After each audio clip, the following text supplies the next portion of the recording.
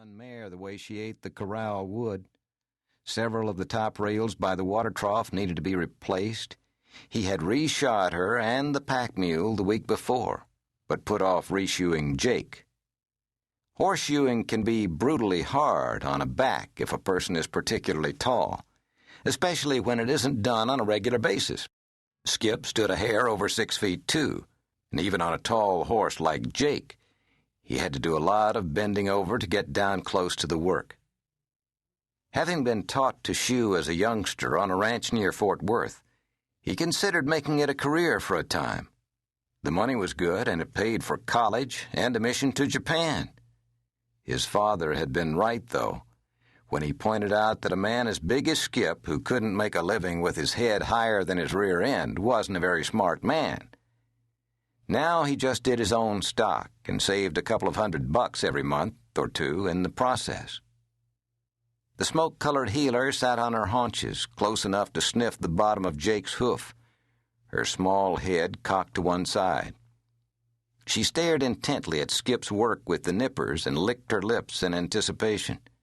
Having already pulled the old shoe, Skip pared away the flaky sole with the curved blade of a hoof knife, making himself a grooved guide. Droplets of sweat formed along his brow despite the cool morning air. Making certain to keep the nippers level and working from one side of the heel to the other, he snipped off a crescent of overgrown hoof about 1/4 of an inch thick and tossed it to the heeler. Her broad, dark lips pulled back, showing perfect white fangs when she grasped the smelly morsel of toenail. Smiling a contented smile, she flopped down on the spot to enjoy her treat. Still bent over almost double, Skip scratched the black patch of fur on her head. She stuck her nose up to meet him and groaned. Easy to please, the dog greeted each piece of hoof trimming like her first prize of the day. Using the slender nipper handles, Skip snagged the blunt end of a wide shoeing rasp on the ground by his boot and flicked it up to his other hand. The fewer times he had to bend all the way to the ground, the better his back would feel later. The big gelding, used to the routine, kept his leg relaxed until the buzzing started. No horse, not even one as well-trained as Jake, is fond of a bumblebee. Since horses know nothing of vibrating pagers, when Skip's began to buzz under its outstretched leg, visions of bumblebee exploded into its tiny horse brain. Big, mean, horse-eating bumblebees. Skip felt the gelding's muscles tighten at the same time he realized his pager was going off. By then it was too late. The stout bay drew his leg forward with such force it threw Skip backward, lifting him off his feet and planting him on the dusty ground 10 feet away. The combination of a horse leg capable of moving a 1,000-pound animal and the jolting impact of the hard-packed ground knocked the wind out of him. Fortunately, though, he landed on his more padded parts and would probably end up with nothing more than a nasty wallet-shaped bruise. Jake rattled an angry snort, pawed the earth with a large forefoot.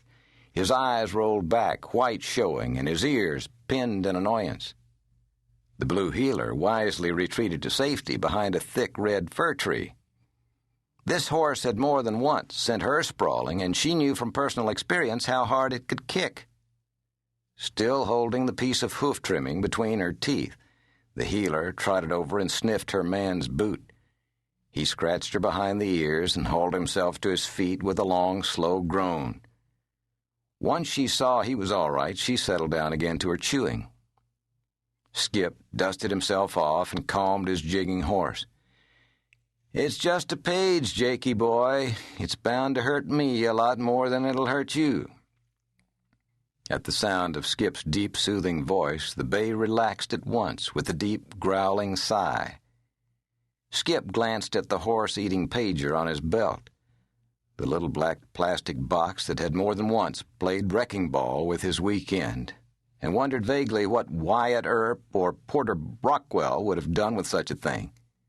Probably toss it in the air and blast it to smithereens. He grinned an evil grin at the prospect. As he had suspected, it was the office. Hardly a weekend went by that they didn't page for some reason or another. Skip turned the gelding out in his paddock and slid the horseshoe gate latch shut.